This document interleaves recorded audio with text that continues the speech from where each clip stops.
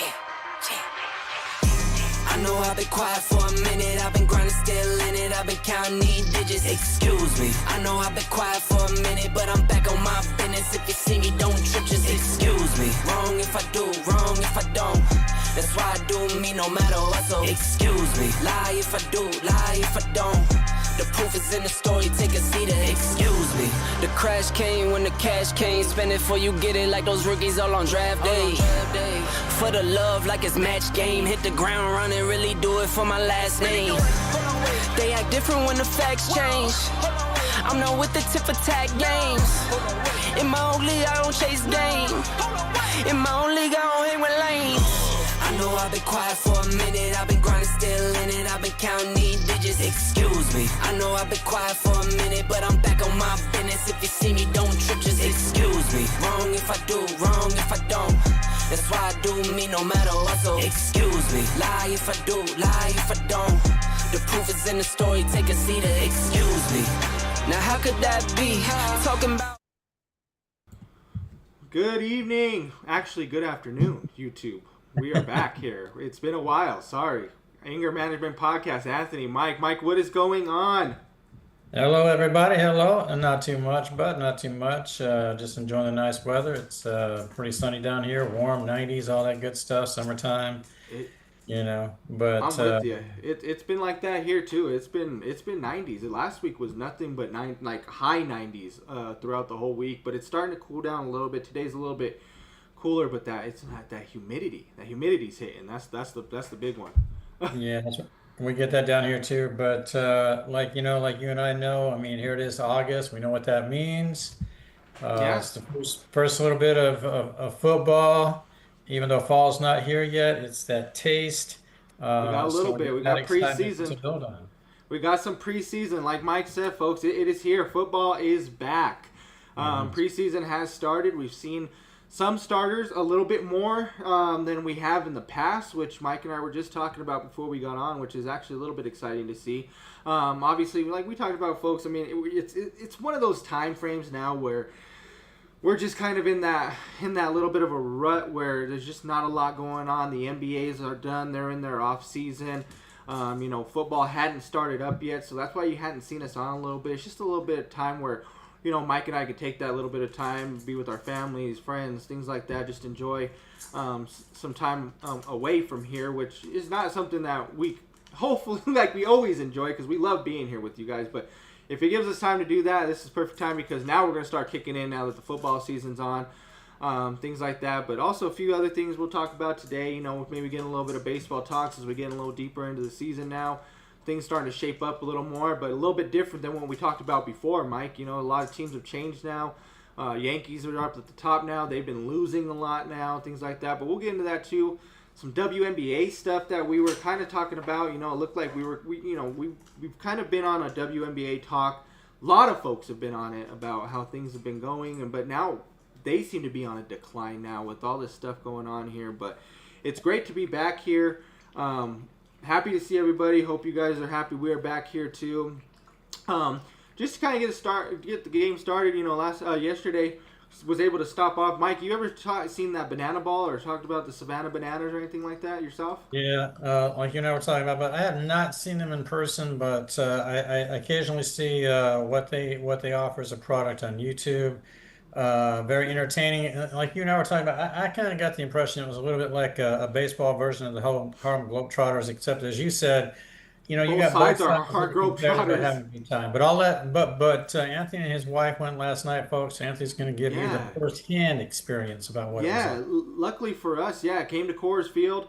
From what we understand, the owner, the guy that runs the league, was there last night, and he's there every single night. But he kind of made a remark that this is actually the biggest stadium that they played in ever. And a lot of the guys that I've seen, on their TikToks, Instagrams, Facebooks, posts that they put, they said that it's just a beautiful, beautiful stadium. They love being here in Colorado. They love, and it's nice because we haven't seen that stadium filled at all this year. I mean, we've all known about how the Rockies have played, how the franchise have been in the last few years. It hasn't been exciting. It hasn't been a great thing to be a Rockies fan recently because of just all the stuff that's been going on. Big moves that have been made, recently, not, and not just within the last few years. I mean, last like almost 10 years. I mean, losing Arenado the way we did. Obviously, they just traded McMahon to the Yankees now, and it seems like where we're at with the Rockies, they're just not. I don't know how to really put it other than just to blatantly put out like they just don't care. The ownership just does not care about the team. I mean, that's just the blatant way to put it. I mean, I try to put it a nicer way, but there's no nicer way to put it other than those Montforts, they don't give a damn about the Rockies. They do not care about our fans. They don't care about the state. They don't care about the team. They're just willing to just give up. And I've always said this before. I told you this too. I feel like they're Yankee fans. Why does all of our good players end up going to Yankees? Why is McMahon a Yankee right now? If we're trying to make this team better, he's one of the guys that are up there. What are we doing? Why are we getting rid of him? The problem is, and we'll get into that, but honestly, folks, Anthony's going to talk about what him and his wife experienced last night because that was an entertaining thing. Yeah. I did have one question I wanted to ask you though, bud. With what I was curious what they charge ticket prices for that event. So I think the max ticket price was like $60. I believe we paid $40 a piece for ours. So, but they max out at $60. But either way, it's one of those things where it's complete entertainment the whole time. Yeah. From the time you walk into that field and they're on the field and everything's going on to the time you leave, it is nothing but entertainment. You got music going, you got, people in the crowd, other players that just will randomly pop up into your section and the one thing about these guys that I love, they're all about the fans and all about the kids too. It does not matter. When they show up there, hey, can I get an autograph? It's yes, boom. We went up to the top because I met up with another friend of mine who was actually at a top section above us because we actually had tremendous seats. We were third base side, fourth row. We were like section 143. So just right up, going in like right as you get into the outfield area and just 4 rows up from there. And we were in seats, 2 and 3. We were right there. We could see everything. But like we went to just the top of the, just right out there by the concession stands, and one of the firefighters were out there because they played the firefighters team out there yesterday is who it was, and he had a line of people, and he's just standing there like and he was taking them all in, taking pictures, signing every autograph, and it is almost like people didn't even care or really maybe not even know who this person was. It's just the fact that they are just such genuine people. And it's all about how great the entertainment was that it was perfect. These guys are great. We haven't seen a crowd like that, like I said, in Coors Field in a long time. We haven't seen that many people just enjoying the time of being at Coors Field. So it was amazing. And the thing is like you said, Mike, it's what's even more impressive is how these guys do some of the things they do. The trick plays, being able to hit, pitch, and still be professional in that sport like that. These guys are really good ball players. I know some, and because I believe the first baseman, it's Cordell Prime, I believe is his name. He was actually on the minor leagues for the Rockies too, at one point in time, and now he's with the Savannah Bananas. But a lot of these guys, you can see that they all have baseball in their blood. This isn't just something where it's like, hey, you just want to come out and entertain, dance a little bit just for fun, and they don't really have any, they're not athletic. It's not like they don't have any skill in the sport. These guys can play. They can play ball. First at bat for the firefighters, the guy comes out, I think it was like a 1-1 count. He hits it out. First batter for the firefighters, he jacks one out. And I told my wife, I said, we may see a little bit more here because with them being in Mile High, the ball travels out of here. So we may see a little bit more. It didn't get too crazy with home runs. I believe they maybe hit 2 to 3 between both teams for the night. But absolute entertainment. Absolutely. If you can, but real quick, give the people an overview of the format. I know you mentioned off camera that they do 9 innings, but they also do time limits. So it's 9 innings, 2 hours. But there's so much because I'm still learning a lot. So I was learning a lot more while we were there, but there's no walks. There you can walk, but the whole point is once they walk, After that ball's thrown to the pitcher, there's ball 4. Every single player on the field, including the outfielders, have to touch the ball before it gets to the pitcher. And before it does, that player actually has a chance to round the bases as he's going. So once it's ball 4, he takes off sprinting to first. If he thinks he can get to second before every player touches the ball and gets back to pitcher, and he gets there before they tag him out, he gets to second. It's second on a walk like that. But they also play by points per inning. So, like I said, Firefighters, he hit a home run first inning, right? They're up 1-0, but they don't get the point yet. Savannah Bananas has a chance to beat them out. So what Savannah happened, they went up 2-1, so they actually got the point for the inning, so they're up 1-0, if that makes sense. It goes off of whoever scores the most points per inning, they get the point for that inning, if that really makes sense. So I believe they ended up winning 4-2, but there's so many other things. The last inning, though, so if they get to the 9th inning, and that's basically the golden inning, whatever runs they score in that inning, it counts towards it. So, like, if, Savannah was up, say, 6-0, but they're playing the Firefighters, and the Firefighters score 7 in the 9th, now it's 7-6. They get whatever points they score in the 9th inning. It doesn't count by, whoever wins the inning. Whatever you get in the 9th inning is what you get. That's how it works. But they go off a trick play, so they can do trick plays where we've seen one guy in the outfield. I mean, it's a pop fly. He's there. He backflips and catches it on the backflip. I mean, these guys are throwing the ball through the legs. They're catching, behind the back. I mean, it's perfect, like you said, it's Harlem Globetrotters at its finest for baseball. Yeah. But both sides are the same way. It's not just like one side's way better than the other. All these guys can play. And do you know, Bud? I mean, I know you mentioned there are 4 teams. If you can mention the 4 teams, and do they actually? I mean, is there a season? Is there? It's not. I don't believe it's. I don't think they do any. It's not like a season thing. Like it's not like they're not playing for like a title or anything like that. It's all entertainment because. When it first started, when I found out, it was just Savannah Bananas and the Party Animals. Those were the 2 teams that were there. But now they brought in the Firefighters and the Tailgaters. Those are the 2 newest teams that have come in. But it was kind of funny. We were talking about this because the friend of mine that I went and we met up with and we were talking about, he was like, wouldn't it be cool to put together like a Denver team that comes into this? Because I started thinking about, I was like, man, the way, looking at the crowd, seeing how involved people are, watching them on YouTube, other places, on TikTok, and seeing them fill up these arenas, in these stadiums, it's like, in about 5 years, I don't see why they couldn't put together a bunch of teams that maybe you could make a season out. Maybe, if you got 4 now, maybe in the next 5 years you get another 4, 2 divisions, 8 teams. Why not make it you could still do what you're doing, but why not make it a play for something else. Play for a title just for the fun of it or something like that. And, whatever you may make it be, but I think what they're trying to do is I think they're trying to stay away from that competitiveness. I think they're trying to get people away from it too, which is fine because what they're doing now is excellent. It's absolutely fun.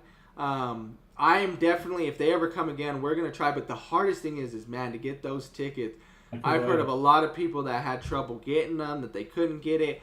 We were lucky enough to land those ones that we got, but definitely if they come back again next year, we're definitely putting in for us to see it, and we're gonna try to probably hopefully take our kids too. But as you guys can see, I got nice. I really like their hats. Their hats are really nice. They're like this one. I like that logo.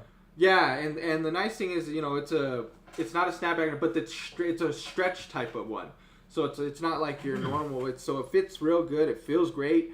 So no, it was a terrific night. Obviously the cool thing for us is it was my wife and I first night being out on a date night in about 5 years. Ever since everything that's been going on with our son, things like that. So we actually got to enjoy probably something that a lot of people would have loved to have been around, but fun for us because we got to spend the night out together. Have a great time, but then also bring some stuff back for our children and stuff too. They got some shirts. My son got a wooden bat from there, like remember those old Rockies ones, the wooden bats that they used to sell back then? Same thing, but it's all yellow. It says Savannah Bananas on it, and he loved that.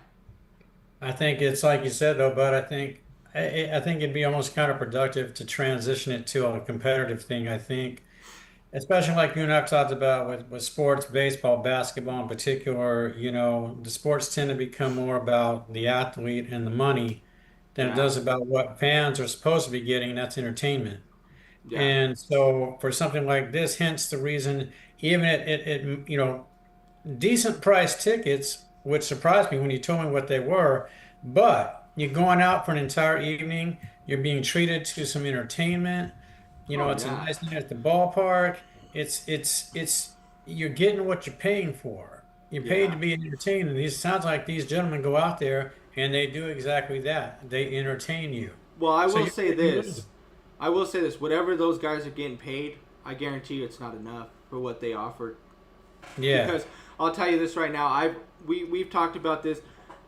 I can't even sit and watch some of the pro sports. I have a hard time watching baseball right now. We've talked about contracts in the past, all this and that.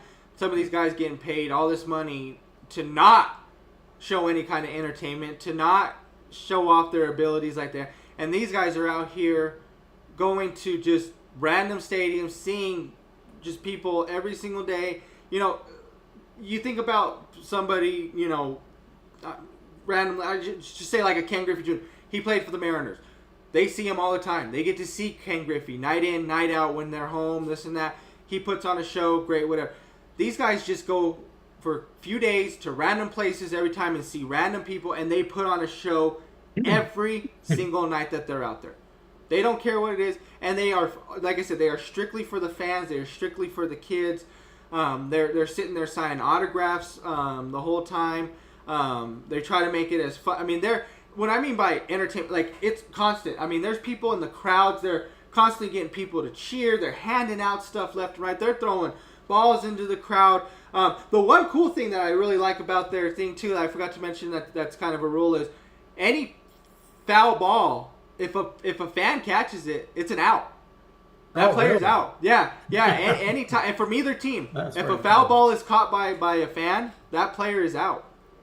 So I That's think pretty that's a cool. really cool thing. It doesn't happen as often as you would think. It's hard to catch a ball, that's for sure. I know a lot of people, but you walk around there. You normally go to a baseball game. You will see it's mostly the kids. They'll bring a glove, maybe Yeah.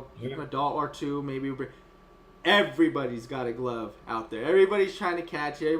But the other thing is that was really cool to see and that I noticed was how much merch people were wearing. That already that the They walked in with it.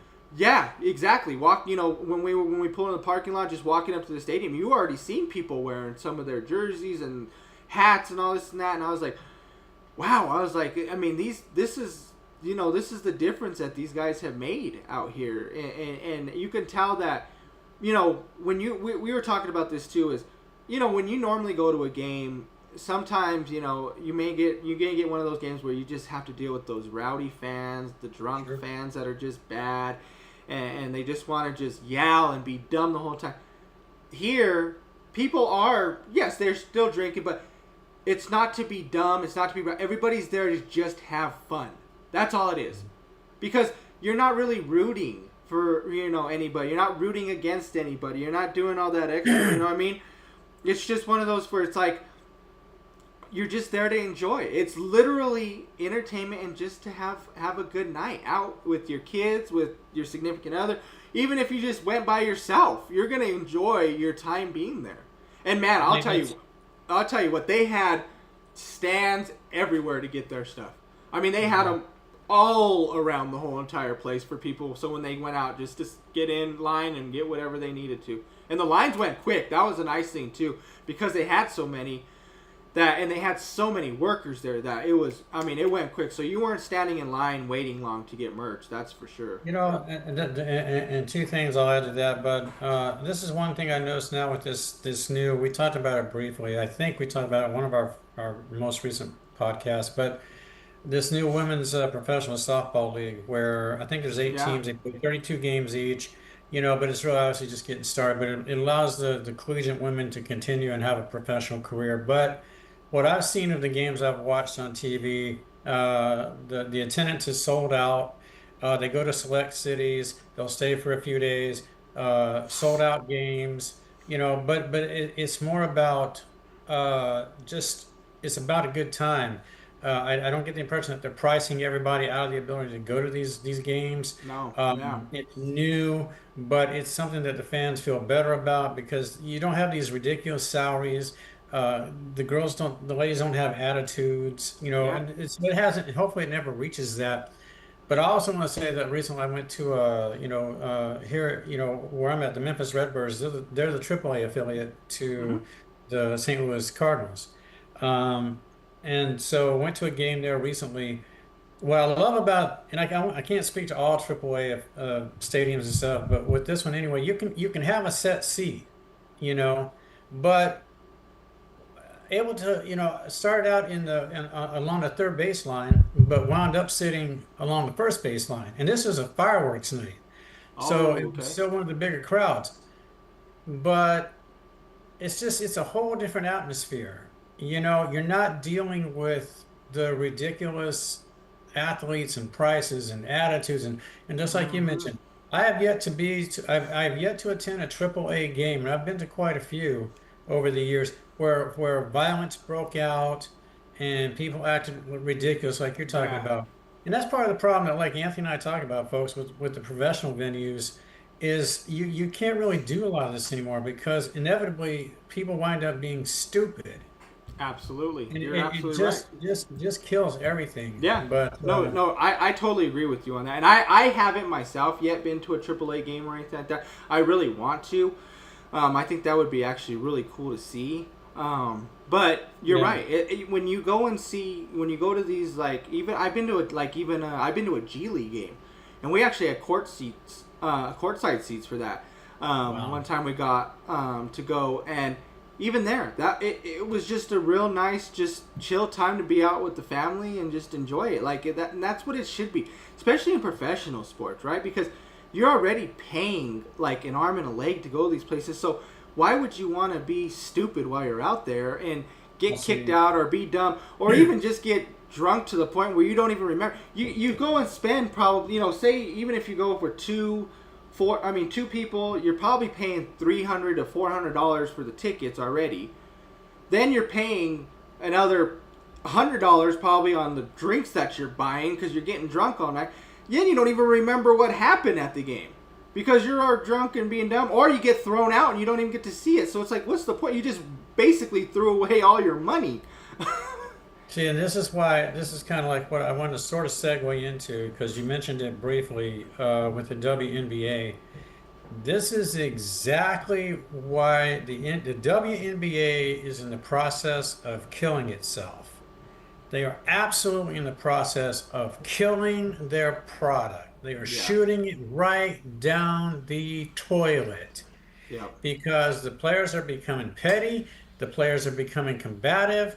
They're obviously there's the Caitlyn situation where apparently she's a target for just about everybody. It sounds like even on her own franchise that they're It's not it's exactly it's thrilled with her. getting it is getting worse and worse. But one thing I will mention that I think is really really cool before we move into the Sure. WNBA, but the one thing I really like too that they do is when they go to these stadiums, depending on where they're at, they always bring back like a former player from that wherever they're at. And they actually brought back two. They brought back Vinny Castilla and Ubaldo Jimenez. I Ubaldo saw got your to pitch. picture. Yeah, Ubaldo pitched like two pitches. He did like a third of an inning, and then Vinny got to hit. He came up to hit, and that was one of the coolest things to see. To be able to see somebody, because I was wondering who they were going to bring back, because I thought maybe get lucky and see like a Todd Helton or something like that come back and hit and play or something like that. But to see Vinny was great. He's obviously a Rockies Sure. legend for sure. He grounded out to second, unfortunately. But it was cool to be able to see him. Ubaldo actually got his guy to pop up to the infield when he came. That guy looked like he was still throwing some heat. We were Yeah. watching him throw, and it looked like he was throwing it effortlessly too for a second there too. But it was pretty cool to see. That is one thing that was great. But like I said, folks, if you guys get a chance, it comes into your town wherever you're at. I would highly recommend trying to get tickets to this and watch it. It's a terrific night, whether it be just with you, significant other, or whole family, kids, whatever. But I do think they max you out at a certain amount. I think you're only allowed to try to get like 6 at a time. So they don't allow you to just go nuts and just go to get like 20 or 30 That's tickets fair. at once. But it makes sense, yeah, for sure. So if you guys, if they come into your town, definitely try to work into that. But it was amazing, absolutely amazing. We're gonna definitely try to do it again, and this time we'll try to bring the kids for sure. But tremendous, definitely. And absolutely, I tons of credit to and shout out to Savannah Bananas and Banana Ball, what they've done in that tour. Keep doing what you guys are doing, because everybody absolutely loves you guys. Absolutely, kids, parents, everybody loves you for sure. So great time. But yeah, let's kind of move into the WNBA, Mike, because you kind of brought this up, and it's true. We were on their side there for a while about people starting to watch them more. Last season. It's becoming a little bit more exciting to watch, seem to be a little bit more competitive. And now, ever since they want to be paid more, it seems to all of a sudden have hit rock bottom a little bit. You got people throwing stuff on the court nowadays that shouldn't be. You got them just worried about just the money they're making. But here's my thing. Every time they bring this up, well, pay me. Okay, when or where would you like us to come up with this money to pay you guys from? Because you also have to get people to go to your games. You have to get them to pay the kind of money that they pay to watch an NBA game.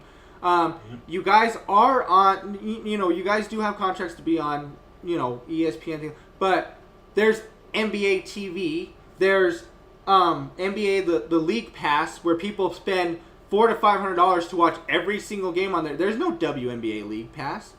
There's no WNBA TV that I know of. I mean, I could be wrong. Somebody, if I'm wrong, let me know if there's a channel or something like that.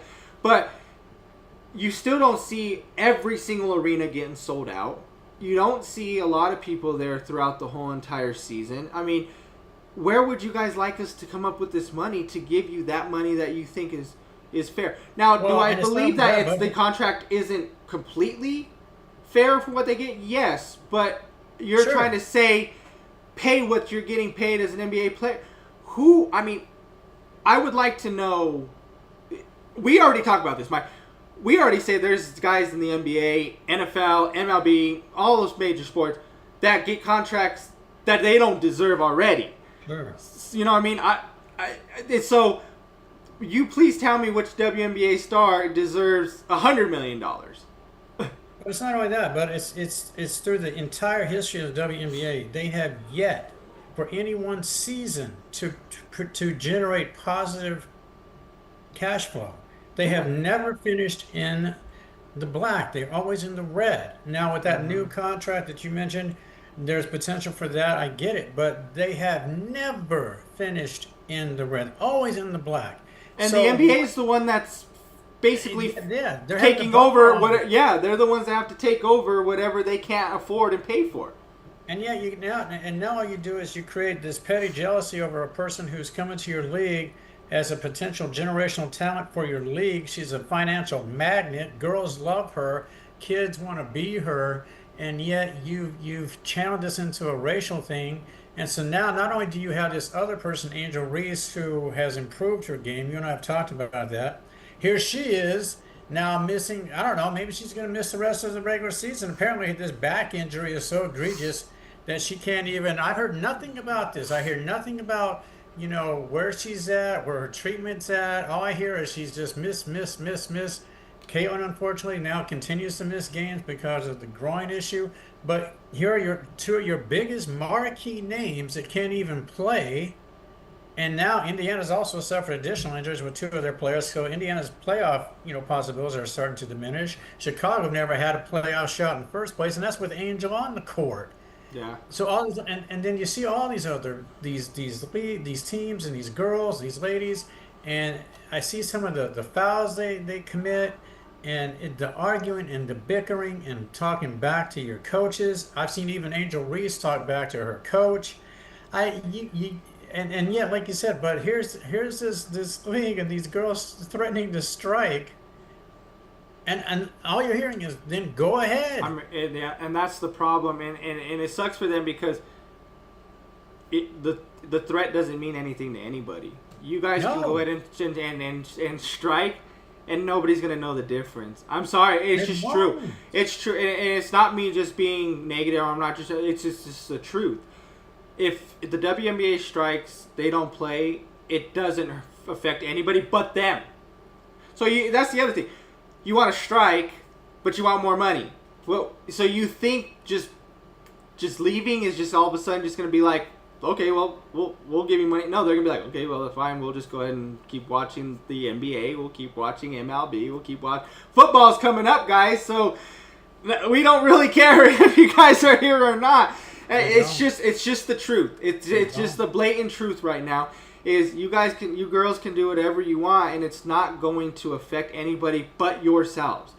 What you need to do is what was told to Kevin Durant back in the day that nobody liked, is shut up and just play. And that's what needed to be happening, because you guys, when Caitlyn was coming in and Angel and all these guys were coming in, people started showing up. You started getting more people to come. That's how you make money, is by getting your fans to come in. You start selling out. It's not, but the thing is they think just because now after half of a season of getting people in, now we should have all this revenue. We should have money now. We should be able to pay us now. It doesn't work that way. You guys have already, like you said, Mike, have been in the red for so long. You're trying to now dig yourself out of that hole. For you to get paid more, you need to get out of the red. Instead of having the NBA pay for all your guys' stuff, you need to get out of there, which means it's going to take time.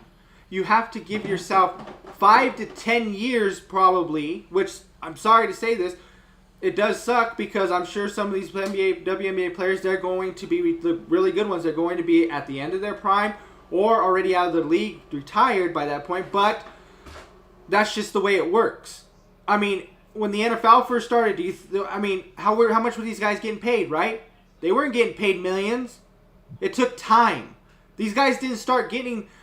we didn't start seeing these huge $100 million contracts until the last 15 years? Yeah. Jordan's biggest contract was $38 million. Yeah. Michael Jordan, the GOAT. $38 million is the biggest contract he ever signed in his career. But yet Alex Caruso gets paid $36 million. You're telling me that Caruso and Jordan are on the same level? Absolutely not. So that's what I'm saying. It takes time to get all this. It takes, just building things to go. They need to understand that. The WNBA and the women that play, they need to understand it takes time. And if you guys would understand that and just keep playing, keep entertaining, just like everybody else does, you will get there. You will get there. That's the whole point. I watched, and I can't remember the gentleman's name, but he's very popular podcaster, sports related. This is in the last few days. As a matter of fact, I meant to send you the video, but and this gentleman literally and very astute with his basketball knowledge. Literally, and he maybe he carried a little bit far with this, but his analogy was this. He says, and I'm basing it on what I see on the court with any average WNBA game right now. He says, folks, I'm not kidding you. I could literally take a collection of the best high school boys in this country. I could put them together. I could put a 12 to 15 man roster together. Put them on a WNBA court with any roster that's now active in the WNBA, and those 12 or 15 high school boys will obliterate any WNBA roster that's out there right now. And I could potentially see that. Now, if you extend here's the thing. I don't totally agree with that. I think here's my thing. If you're just I don't even agree with. Now, if you're just saying you're no. Here's what I'm gonna say. I'm saying if you're just saying you're gonna take, but he's not saying he's just gonna take Duke to go play Chicago, and he's saying he's taking a group of guys. I think I can take 5 WNBA players and grab the top 5 best, and I think they could beat a high school. You don't think Asia Wilson and Brianna Stewart and girls like that they could? But that's what he's saying. If you're just saying I'm going to take Duke to play Chicago, who might be the worst team, right? I don't know if they're the worst, but you're going, okay, yes, maybe. But if I'm going to take the top 5 I was going to say this too. I can say there's probably maybe 4 to 5 that I can grab and say, okay, you deserve a contract for what you did. Brianna Stewart, deserves a contract. Asia Wilson deserves a contract. Okay? Brianna Stewart, I mean, you got to think Brianna Stewart, she's like 6'4", 6'5", or something like that. She's a big, and she can body. So you're telling me that if you had like a 6'1" guard, she's not going to just bolt in? Yes, she is. So, yes, if you're taking one team against another team and just trying to put that, But if you're telling me you're just going to take these, I think they could still make it a game. So I'm not going to totally just knock on the WNBA and these players about what they do. There are girls that deserve the contract, that actually have the skill to play. The problem is now, too, is not just the women and the league itself. It's also the social media. It's also the people that cover this and all that crap, because all they're not focused on the great players in the WNBA. Like we do, and it's even like that, too, now in professional sport. What do we listen to in the NFL? It's always about the Cowboys. It's about Mahomes. You're not talking about the teams that actually have a chance, probably, or look good. Same thing in the WNBA. We're only talking about Caitlin Clark. We're only talking about Angel Reese. You just said it, Mike. They're not even playing. Why are we talking about them then? If they're not playing the sport, if they're not helping their team right now, why are we talking about them? I don't care what they're doing. They're trying to get better. They're injured. Fine. Go get better, but I don't need to hear about you anymore then. I don't need to hear or see more snippets of Angel Reese missing rebounds and are missing layups. She's not even playing right now. What's Brianna Stewart doing? What's Asia Wilson doing? What are these top players in the league doing? What are their teams doing right now? They don't talk about that. It's Caitlin and Angel. That's all they care about. Those are the only two right now that people care about, and neither one are playing. So the priorities are so jacked up too. And it's not just WNBA. It's to say, why do we talk about the Lakers all the damn time? What are they doing? They haven't done anything. Oklahoma City won the title. So who cares what the Lakers are doing? Yeah. The Lakers didn't make it even to the Western Conference Championship. And we still sit here and talk about it. Why? Because LeBron's there? Okay, he's the best player in the league. People say he was the best player in the league, right? Or he's for. So why don't we talk about Brianna Stewart more? The WNBA fails to, like you just said, but they fail to focus on. Again, let me correct this. Like you just said, they've isolated on two individuals when all teams are comprised of at least 12 basketball players on each team. And so you're not emphasizing the other talented ladies in this league. There are a number of issues with women's basketball. We can go through those, from fundamental issues to ego issues to whatever it may be, ownership, blah blah blah. But they're picking. The bottom line here is that the players as a whole are picking a really bad moment to insist on being paid more, because we're not being recognized, because right now your product is failing, and you ladies as a collective are failing your product because you're not really working to get better as a whole. Your All-Star game was an absolute fiasco. You talk about a complete and utter embarrassment, almost worse than a men's NBA All-Star game. I mean, that's how much they were being criticized for this. You've got to emphasize and make more efforts to show that you want to be the very best you can be. And right now they're struggling with that. But like you said, there are players that are trying to do that. So the league itself has got, and the networks and all these outlets have got to focus on something other than Caitlin Clark and Angel Reese. They're not even playing. So focus on that. I mean, good grief. They might not even play again this season. What are you going to do? Are you going to have Minnesota, New York in the final, and you're going to talk about, still talk about Angel and Caitlin? Now here's the thing. If they're 1 and 2 seeds in the league, sure, fine. Let it be. But then that's okay. We understand. Exactly. They're not. So they're not going to be. And I mean, where are they at? I mean, see, this is the thing. Indiana's fighting to stay in the playoffs. Indiana's fighting to stay in the playoffs. I know that, but team in the Chicago, are they actually the worst though right now? They got to be worse or second. Connecticut. Well, they would be considered the tied side for the second worst team in the league, because Connecticut's 5-24. Dallas and Chicago are both 8-23. Indiana is actually 1, 2, 3, 4. Actually, Indiana is actually fifth. Actually, fifth in the league. They're 18-14. And they're already talking about relocating Connecticut. So I mean, yeah. Okay, so look here. Minnesota Lynx are the number 1 team in the league. Yeah. So Collier is actually the number 1 player right now. She leads her team in points and rebounds with 23 and 7. She also actually adds in 3 assists a game too, almost 2 steals and almost 2 blocks. She's at a block 1.6 blocks a game.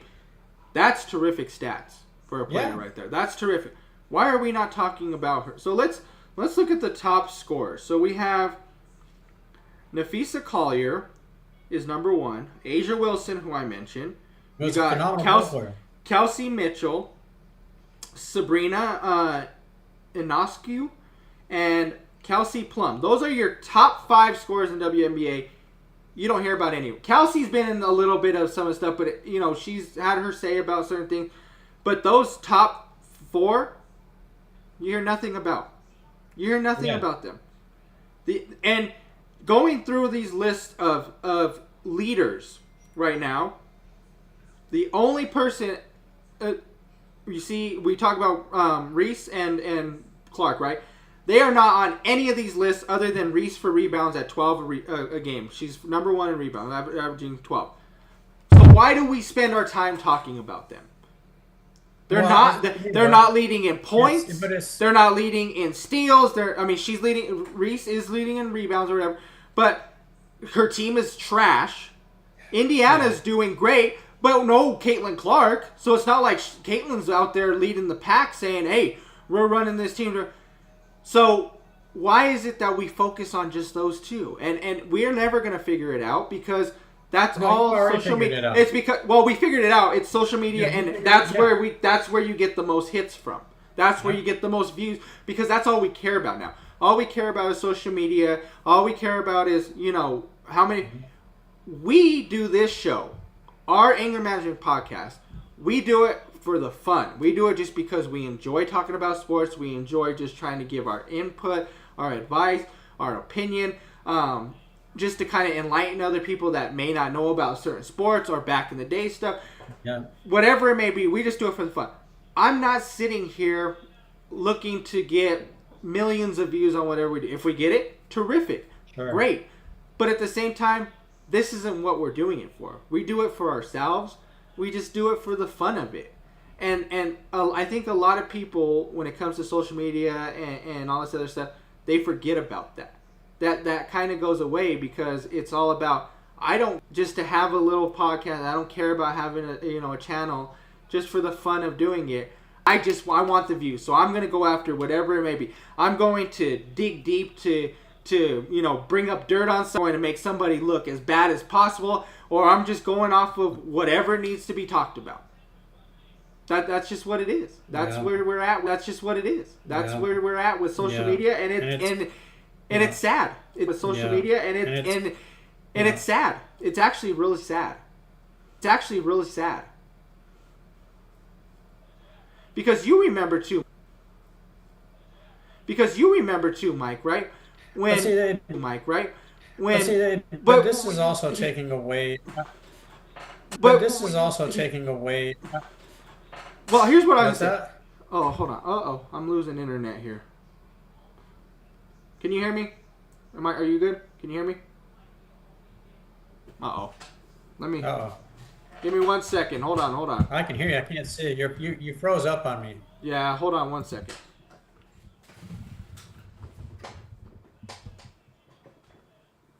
Yeah, hold on real quick. Let me fix this real quick here.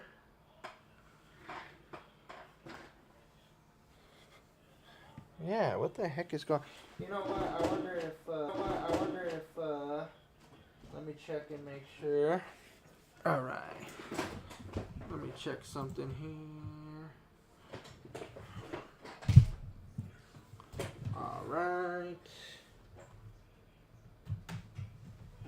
I think we're just having some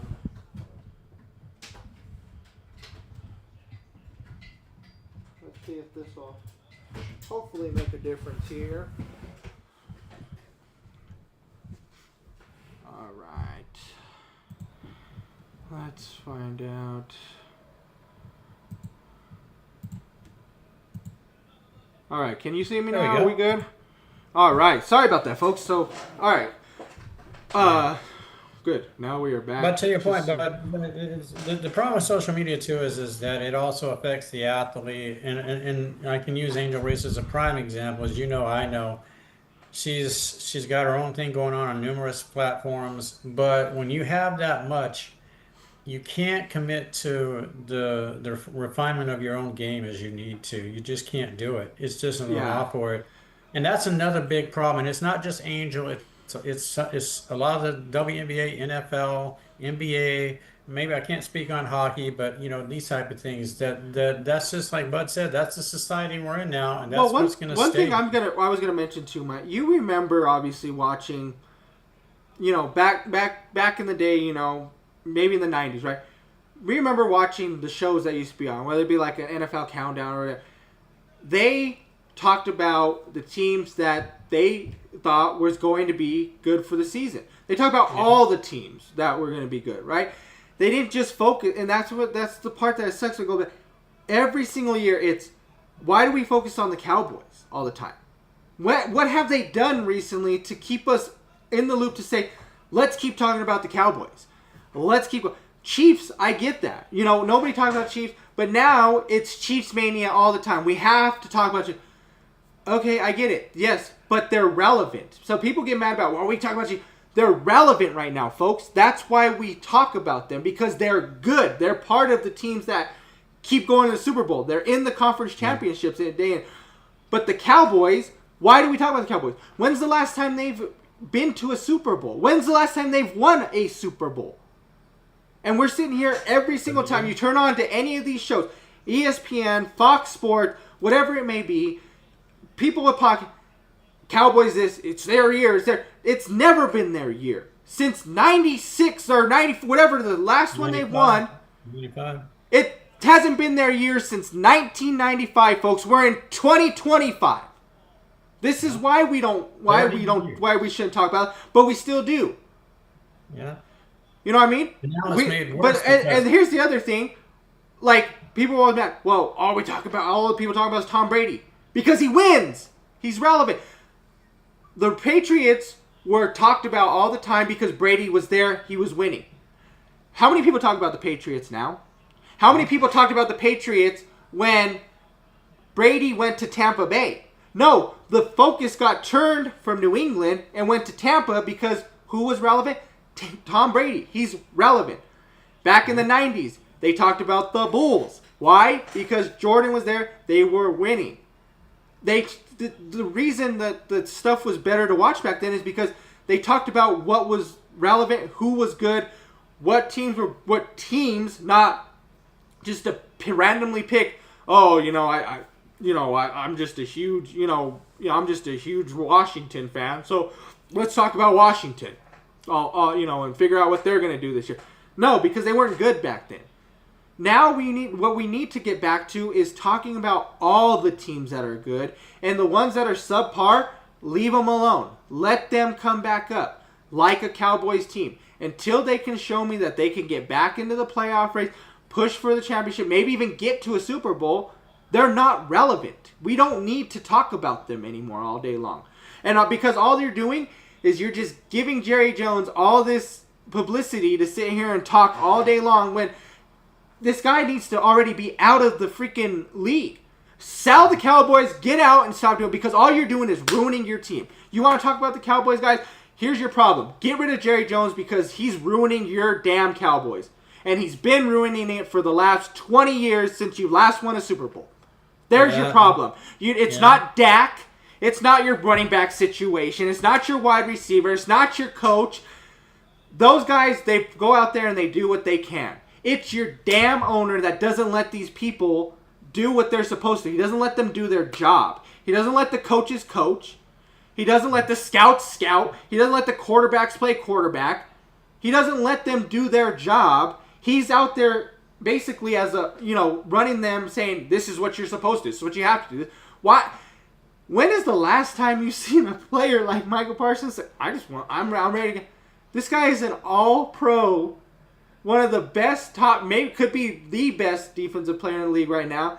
And he's ready to, I want to walk. I don't care where, and he's like, I don't care where I go. You can ship that guy off to Carolina and he's going to be more happy. What does that say? What does that say about your team and about your owner? When even if you shipped him to Carolina, you could ship him to New Orleans, and that guy's gonna be like, "Thank you, I just need to get out of there." That's awful. So please, let's stop focusing on all this bull crap of Cowboys and the Lakers and this. Let them be good again, and then we'll speak about them.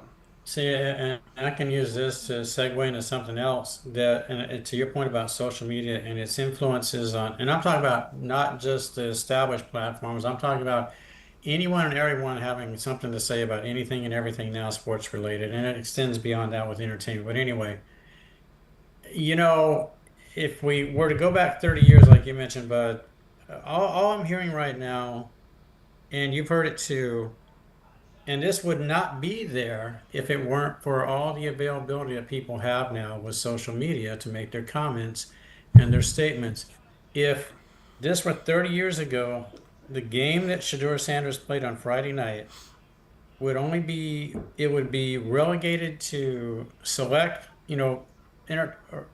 sports platforms like ESPN to say, hey, first game, Shedeur came out. He played pretty well for his first game, blah, blah, blah, that thing, this thing, that thing. You'd hear from the coach afterwards, and subsequently during the week, whatever was available 30 years ago, they'd add their little pieces of this and that to it. But here we are in 2025, and so the kid goes out, and okay, he was currently fourth on your depth chart. Only because I was just going to ask you this question before you said, Mike. I was going to say, we're quick question. How long have you been watching football for? How many years? Since 1910. I've been able to fully understand football, probably, but with a decent understanding since about 1971, 72. And when have you ever seen in a season, even preseason, them focus on a fourth string quarterback? Ever. Exactly. When have you ever seen them just say, we got to watch this guy. We're putting this game on because it's the fourth string. You haven't. But see, this is where social media turns it into something that it should never be about, because you heard all the pushback because, and even Stephen A. Smith said, okay, you're throwing him out to the Lions. It's a racial thing. You're just going to he was fourth on your depth chart, but now you're throwing him out there and you're going to sacrifice him. No, they had injuries, so they bumped him up to play. But here we are. He goes out, he plays okay against, maybe for a series, maybe against a first team defense, but then from that point forward, it's second, it's third, it's whatever. But you played Carolina. And that's the other part of it. And really, let's throw in the fact that at no time, and Anthony could tell you this too, folks, you're never going to see in a preseason game what a team has to offer defensively. They're never going to give you that. Just like they're never going to give you offensively what they hope to be capable of. So if you're fourth, if your guy who is running currently fourth on a depth chart, if he can't go out and somehow execute something against a vanilla defense and second and third team guys, and some guys that won't even be in the league by the time the season starts, then you do have a problem. Yeah. Now, he went out and he played okay, and he'll probably make the team. But Anthony hasn't been sold on him. I'm not sold on him. I'm not sold on him yet, but I will give him his flowers. Sure. You did what you did what you were supposed to do. That's great. Yes. Good. No, that's great. No. You showed what you're supposed to do. You went out there, you scored 2 touchdowns. Your completion percentage was great. Your yardage was good for what you did. 68%. I think you did great. But in the end, yes, you played Carolina. And people are like, I played first team defense. That whole team is a second string of defense. Yes. I'm sorry, Yes. but I'm just going to be completely honest. That's not a first team defense. I would love to hear somebody, please in the chat, somebody tell me who has Carolina winning more than 4 games this year. Okay? And if you do, please tell me which ones and why and how, because I can guarantee you Carolina's not winning 5 or more games this year. Okay? So you're going to tell me that you're telling me that Shador can go out there and throw 14 for 20 for 220 yards and 2 touchdowns against the Eagles? They're going to do that against Buffalo, Kansas City. Just go to the division. You're telling me they're gonna go ahead and he's gonna throw for just subpar, just 250 maybe, 230 and a touchdown with no picks against Cincy, Baltimore, or Pittsburgh? Yeah, it's not going to happen. It's not going to happen. No, that's fine.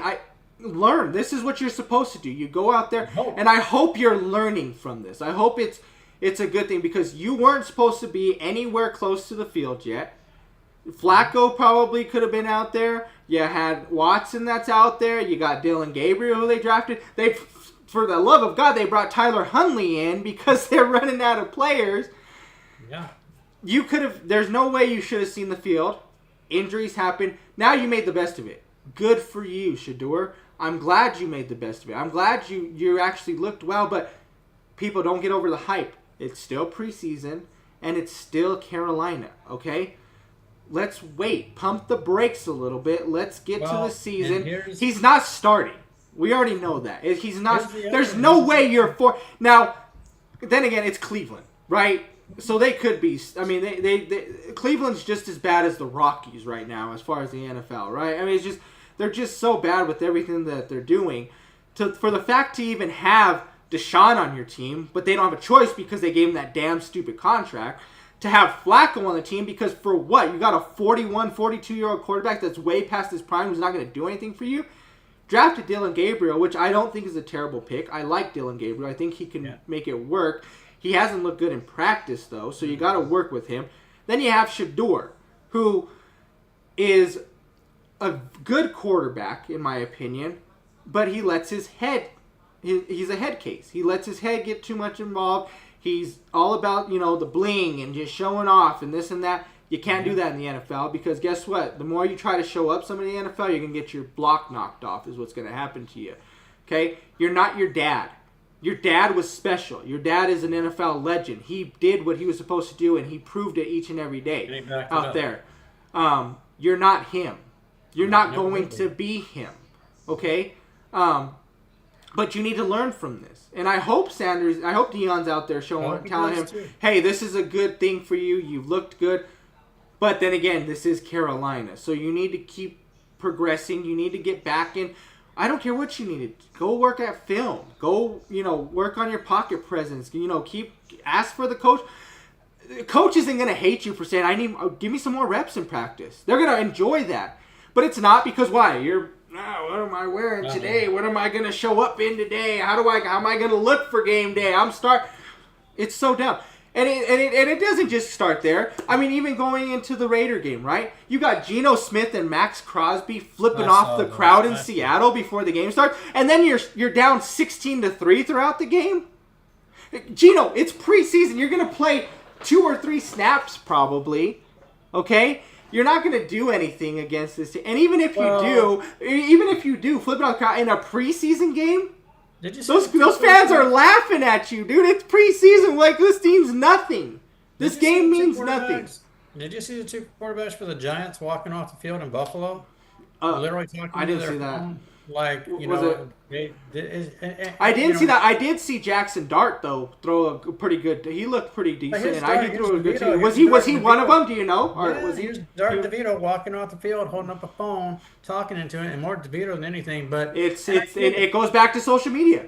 These guys are on their Instagrams and their TikToks, and they want to. It's like you're in the NFL. You have an NFL contract. What do you need followers and all this extra crap from your social media from? You already get an NFL contract. As a Giants player, do you seriously believe that if the It's Buffalo Bills starters had played in that game, and coincidentally, Josh Allen, one of the guys that was well, up, did not even play. Do you seriously think you would have won by that margin? This is insane. well. Here's the thing.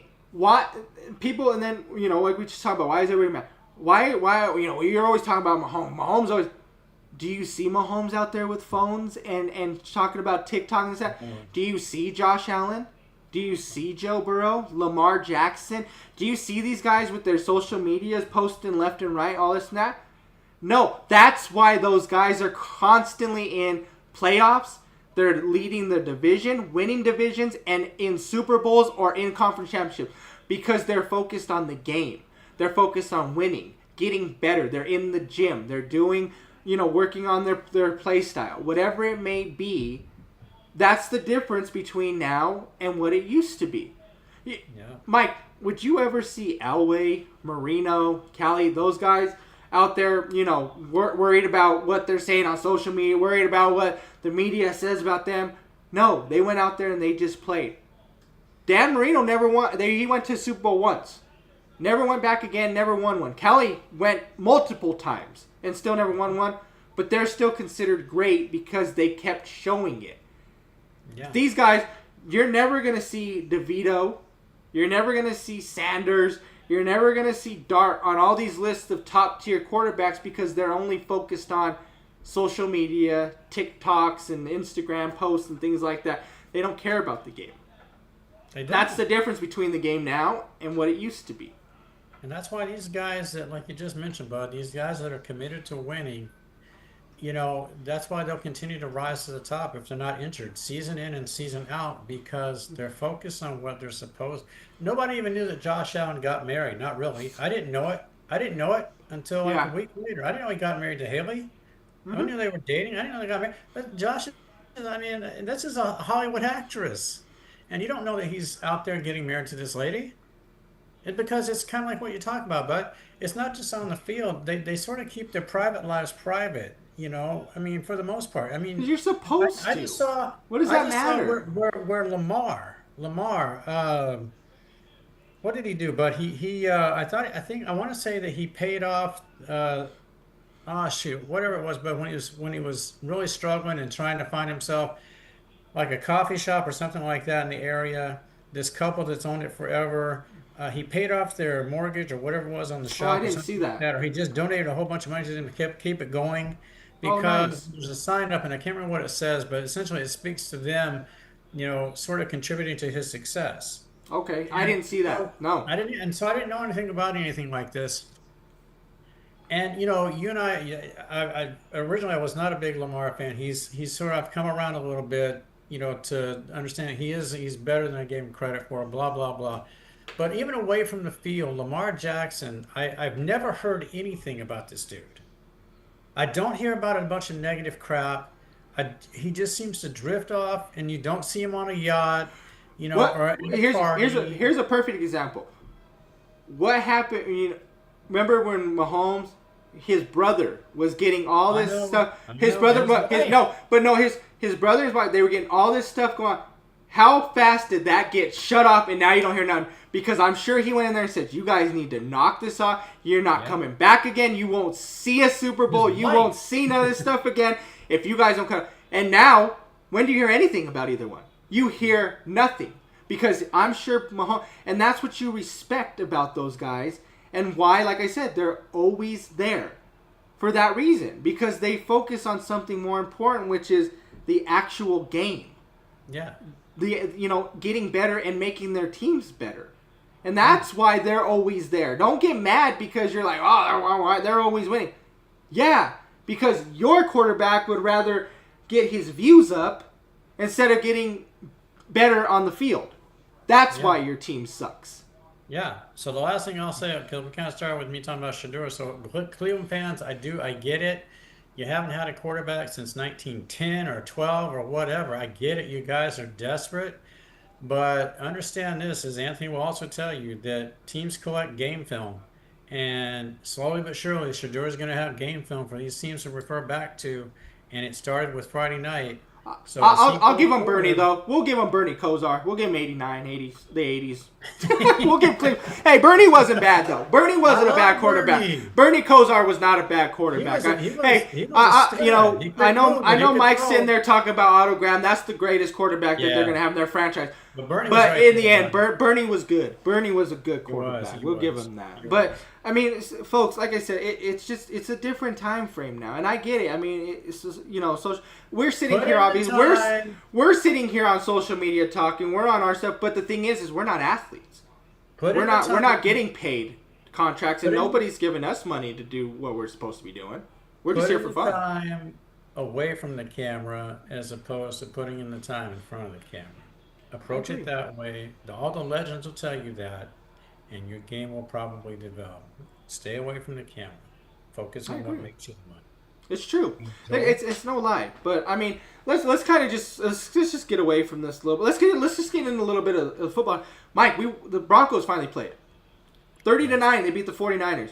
What'd you think? You got to see the game. I didn't get to see very much of the game, folks. Obviously, like I said, we were at the Savannah Banana games. For those of you who haven't showed or maybe popped in now, a little behind. I got to go to a Savannah Banana game, but the Broncos played last night. I'll tell you what, bud. They look good though. I want to extend out beyond just Denver for a second. I talked with you about this before we jumped on today. What I've seen and what I'm encouraged by through the first few games of this first week of the preseason, folks, is that I'm seeing starters play a little bit more than Anthony and I have seen over the last few seasons. And Anthony and I have even commented about this. If you go back to prior to the 24 season, the 23 season, what happens when you're not playing? So when the season starts and you don't have those reps, guess what? Continuity suffers, wins suffer, and you get off to a really rough start. So this season, what I'm encouraged by, and I saw it last night with Denver, I think, and some Denver fans can correct me, I thought Bo and the guys were out there basically for about 3 series, maybe most of the first quarter. Now, I didn't see Purdy out there for the Niners. I think the Niners kind of backburnered their starters. No Purdy. Obviously, for the Niners, it was just Mac Jones, Carter Bradley, and Tanner Modaki. Those are the 3. They backburnered their starters. They let their second. Well, here's the thing. Purdy just signed the contract. Of course, they're probably not going to try to put him out there. But you got to get him out there. You got to get him out there. But see, this is what we're talking about. Since we haven't seen. Probably. I'm trying. I don't want to date it too far back because I know we always sit there and talk about the 90s. But Mike, I remember, I'm just gonna go back into the 90s. I remember it was like first preseason game. It was like starters get a quarter.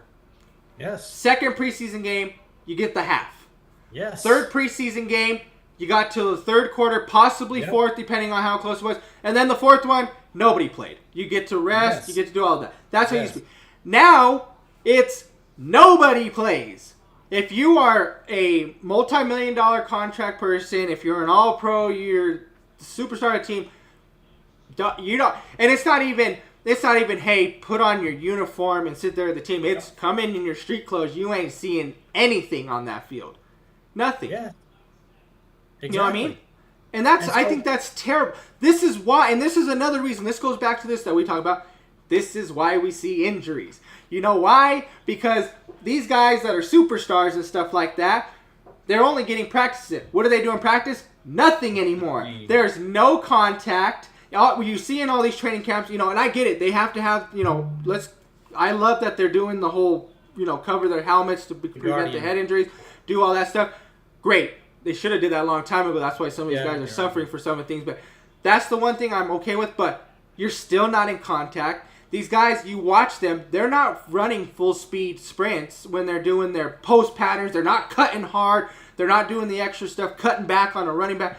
So then you go into preseason. You still don't play. You do nothing in practice. So then when that first game comes, oh, my Achilles. Well, why? Why is it Achilles? Because when you make that first turn, when you're not working out, when you're not going full speed at practice, and you finally do it for the first time, boom, it's like us, right? I go play softball. If I go out there and don't stretch before it, we go and do any kind of activity now, Mike, and don't stretch before it, we're going to be sore, or oh shoot, I popped some.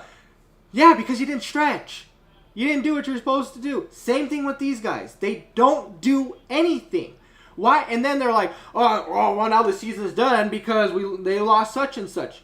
Well, that's your fault as a team for not playing these guys in preseason or working them harder in practice.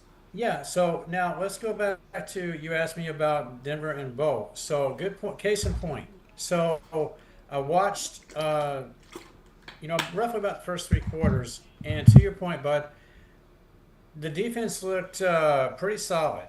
Offensively, I thought Bo had a few issues. He was overthrowing some guys when he had to put it a little bit lower, that type of thing. But here's the thing. So Bo is your starter. He is the guy you're expecting to lead this team. So if Bo had not played in this game, and Bo had not played in any of the 3 games that are what constitute the preseason now, and we throw Bo out there for the first game of the season against Tennessee, Bo now has nothing to reference because he didn't face anything. Yep. So you're going to have that problem 4 weeks from now, 3 weeks, or 4 weeks from now, 3 weeks. Yep. Whereas at least by putting him out there last night, good or bad, this is what it's for. Yeah. It doesn't matter. You've got, like Anthony's saying, folks, you have got, I get it. Owners doling out billions of dollars for the athletes. We can't have them get hurt, but you're not going to win if you don't. Well, you haven't seen a live defense in months because it's off season, right? What's wrong? It's like I mean, the only thing I don't like about his stats is how much he averaged a throw. He was 6 of 11 for 31, but 2.8 yards a throw. Got to pick it up. That's okay though. It's preseason, okay? Yes. So that means, this is good for Sean, right? That means he's going to go in there and look and see, are you not reading your progressions right? Which is like, did you just miss some guys, or for some weird on the throw? Well, or the other thing is because you went against some first teams possibly on defensive, like San Francisco's not a terrible defense. I mean, they're down. San Francisco's team is down a little bit. They're not terrible. So if you played somebody. Maybe nobody was open in those few series. And that's okay. I mean, he didn't force nothing. Okay, you look at it and say, okay, we went through the progressions. Here's the progressions. Okay, you're right. He wasn't open. You're right. He wasn't open. Okay, you dumped it down. He didn't play a full game. Now, if you give me he played 3 quarters and those are his stats, now I'm worried. Yes. You give me 2 series for those. Okay, now we go back to the game film and see what happened. But then you look at this and you're like, okay, Bo didn't have a great day. Jarrett Stidham, 14 of 15 for 136 and 2 touchdowns, no picks. You're like, whoa, we're doing good. We're okay. Even if for some reason Bo doesn't pan out, we have Stidham to fall back on. He looked good. Granted, okay, second, third string doesn't matter. We're still praising Shador for what he did against Carolina in these second players. So why can't we give Jarrett Stidham his flowers too then? Stidham's our second string. We can't give him his flowers, but Shador's fourth string, and we're going to sit here and talk about him like he's the next best thing. People already on social media, somebody's getting fired for letting Shador go. Somebody should lose their job. Well, Jarrett Stidham was 14 of 15. How many people let him go? He was with Oakland. He was with or Las Vegas or whatever. He's with all these teams. Yeah. Who's going to lose their job for not keeping Stidham? Yeah. I mean, but that's how it should be, right? That's how we exactly should be right. right now when we talk about sports. If Yeah. you're going to give these guys their flowers, why shouldn't he? But that's what I'm saying. That's why I'm so sick of everybody getting so hyped up about preseason. Yes. Folks, it's fine to root for your team, whatever you want to do. It's fun to see them back on. You gotta Just keep it real. don't take it seriously. Most of these coaches, they could care. You can go 0-4. The coaches do not care about the win. It's all about, I need to figure out if this guy's ready to play. I need to figure out if this guy's going to make the team. I need to figure out where this guy's at. Everybody's different. They're not just focused. I'm sorry, Bronco fans, but Bo's not the only guy Sean Payton is focused on, okay? We already know Bo Nix is starting for us. Sean Payton knows Bo Nix is starting for us. It's looking at this, okay? It's what's RJ Harvey? Is he going to be a rookie that's going to move up maybe into the starting lineup? Is he somebody that needs to? Or are we just starting Well- Bidet? Or are we starting Watson? Are we starting Estimate? They don't know that. So then not just that, now we got to go into the receiving. There was, let's see, 1, 2, 3, 4, 5, 6, 7, 8, 9, 10, 11, 12, 13, 14, 15, 16, 17, 18, 19 wide receivers that just had a target towards them. 19, 16 of those wide receivers caught a pass, at least in the game. They're worried about those guys to find out how to put this team together. There's only 53 men on the roster. They have 75 to start in preseason, which means they have to cut these guys. So they're not just worried. I'm sorry, folks, but they're not worried about what Bo Nix is doing. Yes, a little bit, because he is second year. But that's why, like, Mahomes or something. They're not worried about Andy Reid. No, Mahomes is starting. We know case in Mahomes. point, bud. They're all Case in starting. You think Ben Johnson in Chicago, you think this guy as a first-year coach doesn't have, Exactly. you think he has the luxury of just letting Caleb sit the entire preseason when this dude can't even put the balls in a target on a net? And then in a practice scrimmage at Soldier Field or whatever it's called now, he's launching balls down the field and run and he's getting picked. But here's the thing, guy right? has to play. And this is what sucks, right? They just played this morning. It was a final of 24-24. They played the Dolphins. Caleb didn't play. See, you can't do that. Caleb did not play. It was Tyler Badgett, Case Keenum, and Austin Reed. Those are the three quarterbacks that threw for them. You know what's funny, though? You look at Miami. Tua was 5 of 6 for 27. Tua played. Do you think Tua's is at any point worried about his job? No. Do you think McDaniel's sitting here saying Tua's not going to start? Zach, well, I'm thinking Zach's. No. But guess what? Tua went in 5 of 6, 27 yards. That's what you expect from your quarterback. Just get out. Get some more reads in. Just don't overextend. Don't be out there trying to take off for long runs and get hit or not. It's just get back into that pocket, get a feel for it. Just dump it here and there. It's just getting into a rhythm again. And then the other guy, and then you come out after your couple of series, and then you let these other guys figure out what they're gonna do. And to be honest with you, the Dolphins quarterbacks didn't look terrible. Like I said, 5 of 6 for Tua. Zach Wilson was 5 of 9 for 96, and Quinn Ewers was 5 of 18 for 91. Not terrible stats for them for a preseason. I think that's good for McDaniels. I think McDaniels has 3 good quarterbacks right here that look pretty decent for him. And even if they for some reason struggle, Tua will probably be okay unless it's a cold weather game. But my point is, how are you as the coach of the Chicago Bears? Are you not putting this dude out there when you know, just when you came in from the Detroit Lions, that this was a problem, that this kid was not progressing as they thought he might throughout last season? And you've already seen, just through a simple passing drill, that this kid could not even put the ball into a net like he was expected to. And he gets frustrated and walks off with a temper tantrum, and then proceeds to go out during Team Band Day at the stadium and launches a ball down the field on the run right into the defender's hands. How are you not concerned to the point that this guy has to be out there? And so now what? Are you going to put him in the second or third preseason game? He probably won't see any games. He probably won't. So and here's my thing. So then let's go off of the people and the social media that say, well, Shedeur should be starting now, right? Because he's 4th string. He had a huge. Case Keenum was 8 for 10 for 80 yards and 2 touchdowns. So should Case start for Chicago instead then? Yeah. I mean, what the heck? That's what everybody else. That's the way people put it now.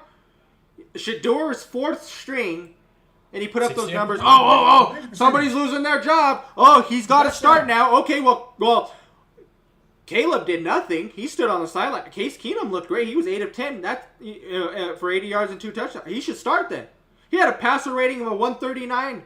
Perfect passer rating. So he should start. You got Skip Bayless on his podcast saying, now look at all the teams that passed on Shedeur and how they're going to regret this. Skip, dude, how long have you been covering sports? If we step outside your Dallas bias, what have you ever looked at? And now you're telling everybody that all of a sudden Shedeur is this legendary quarterback. This is insane. There's literally a handful on offense and a handful on defense that I could say it's okay to not play a little bit.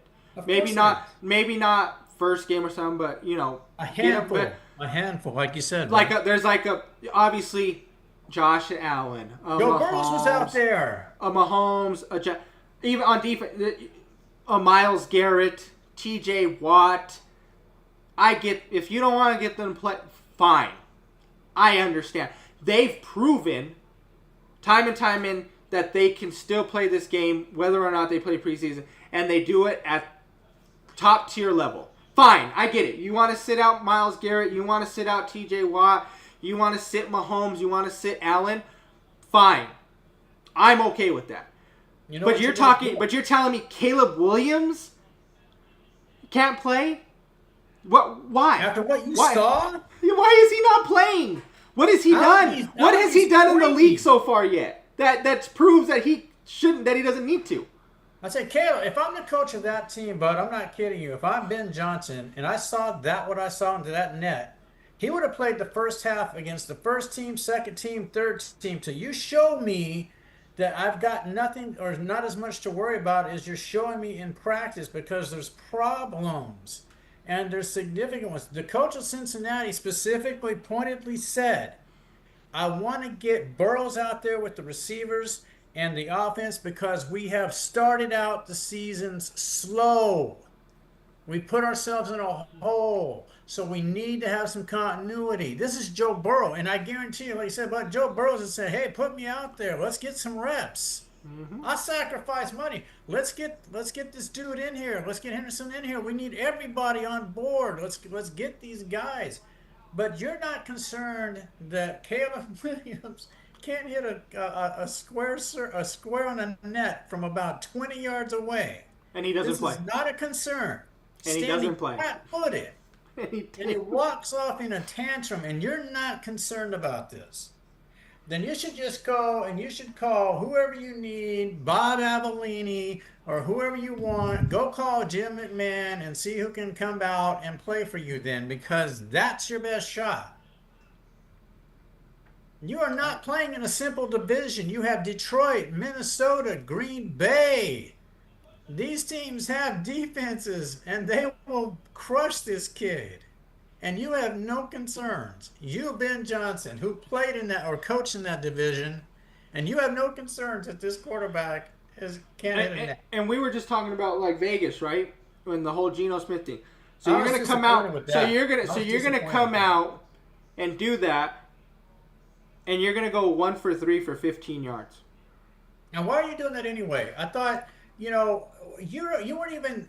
And here's my other thing, right? What makes them think, too, in Vegas, that Geno isn't worth playing more than a series? What has he shown? What has he won that says that you deserve this superstar quarterback, whatever to say, oh, it's okay, just come play if you see you sit there. Aiden O'Connell played well. He's 18 of 30 for 205 yards and a touchdown. I mean, he threw 2 picks, but, it's Vegas. So, but the thing is where does Geno Smith get the privilege to sit out and not do anything? What does he want? Well, let me ask you this. Okay, so I'm going to go back for just a second to your high school days when you played basketball. So you were at Jefferson. Let's say you went and you were, Bud's all defense, everything, but he just wants to go play for whatever, or just moves to a different, area of town, so you have to relocate, so to speak. Bud comes back to play Jefferson. I mean, common sense is really that, does Bud not expect that maybe the fans are going to boo him?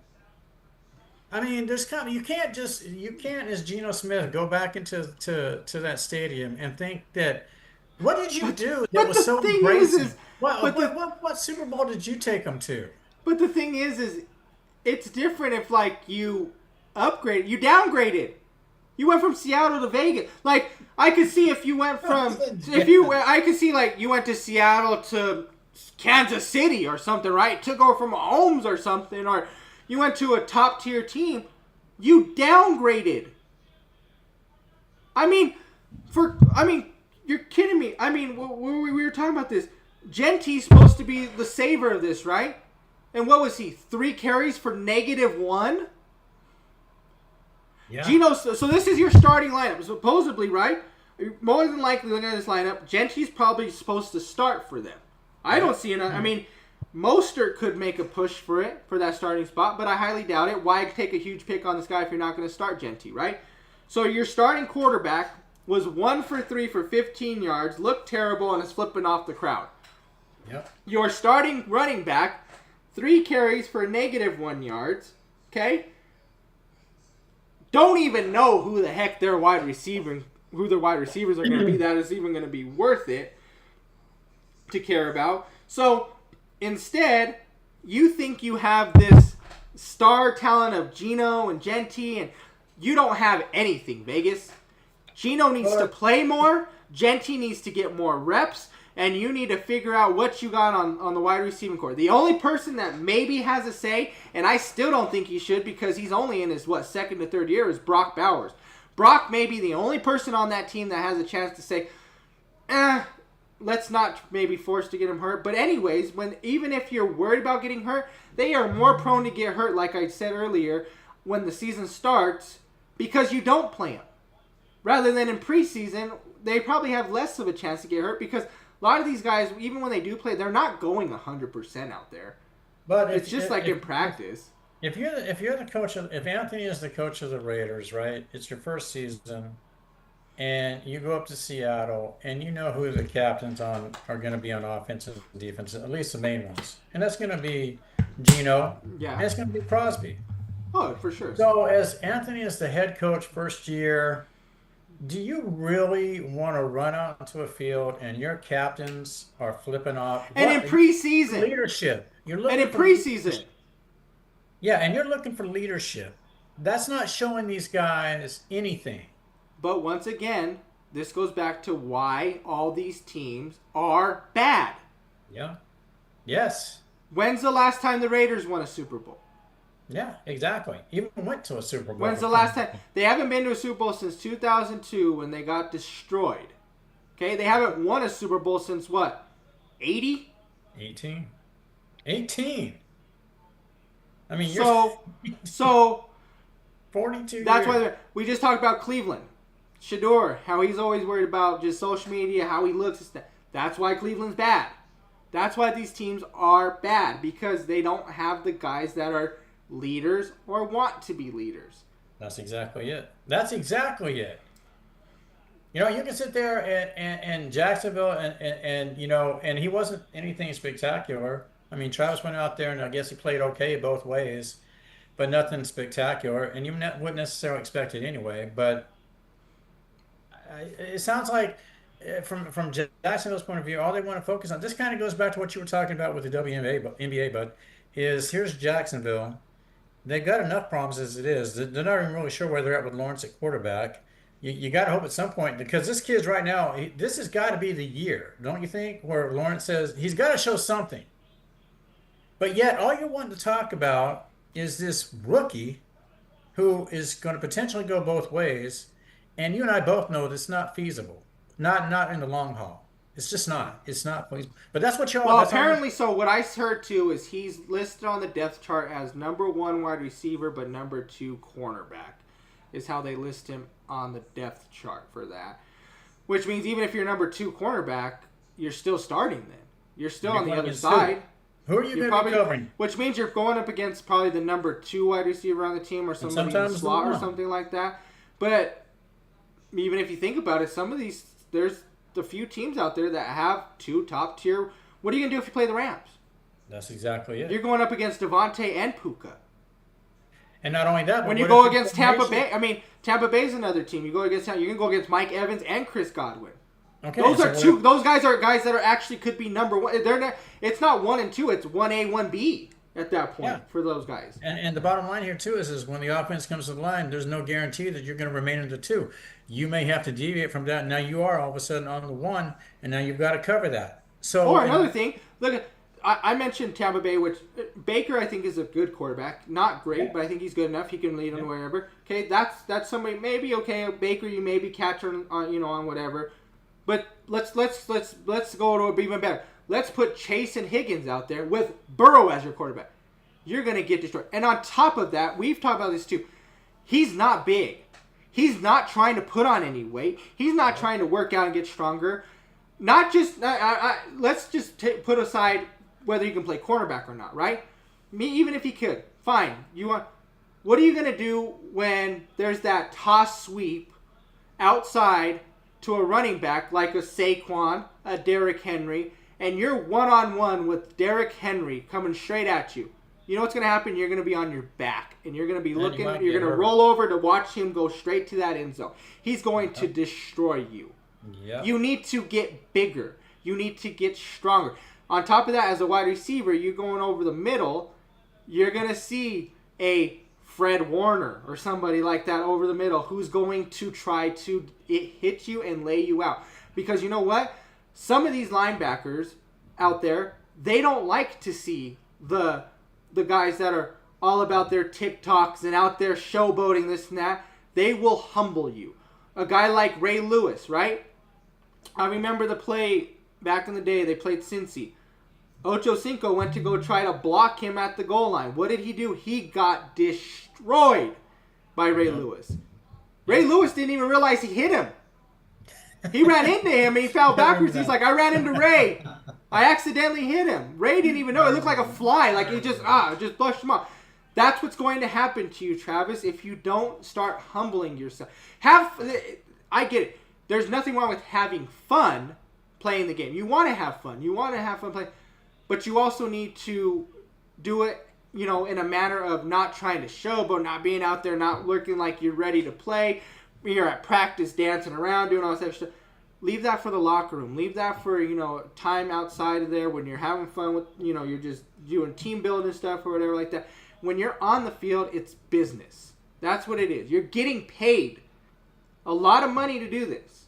So focus on the business part of it when you're out there and get better. You haven't even played one NFL game.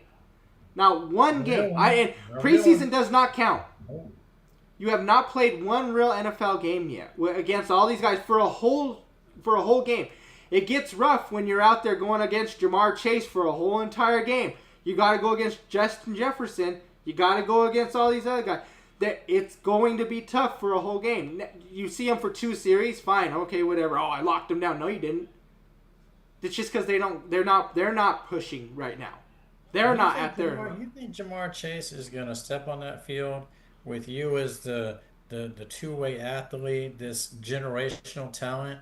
You think Jamar Chase is going to line up against you and want to absolutely just destroy you? You think that he's not going to be motivated? But see, that's the other thing that I hate too is there's a lot of this buddy ball now in all sports. And I don't it's like always it either, like it's always like, oh man, I really it's not more of like everybody wants to see everybody succeed. That's the point. When you get to there, yes, we want to see, but sure, but not to the point where it's like, oh, I'm gonna kind of go a little easier on you just so you can keep going.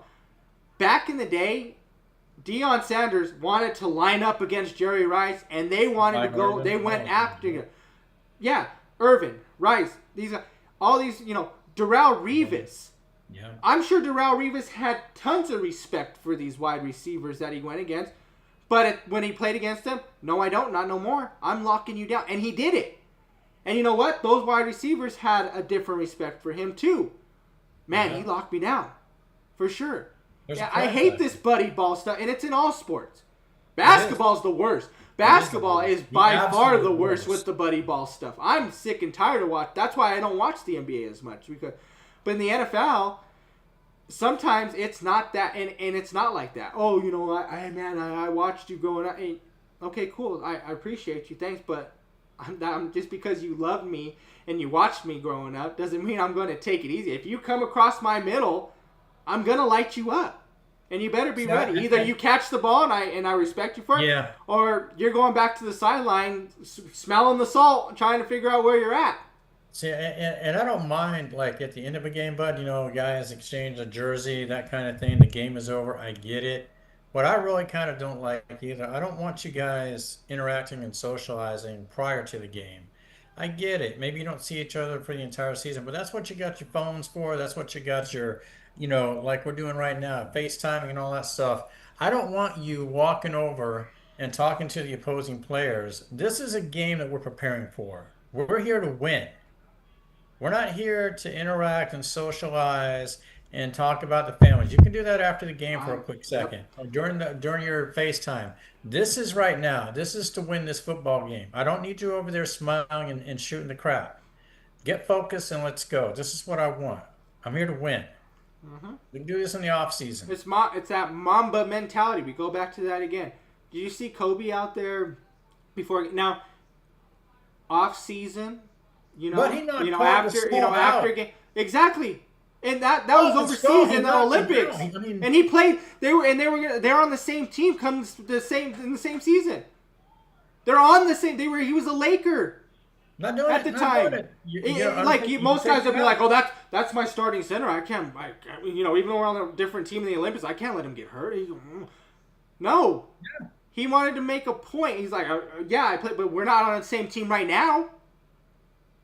no." It's called and these other guys. Oh, well, I want to watch this guy. No, if they're not on your team, so be it.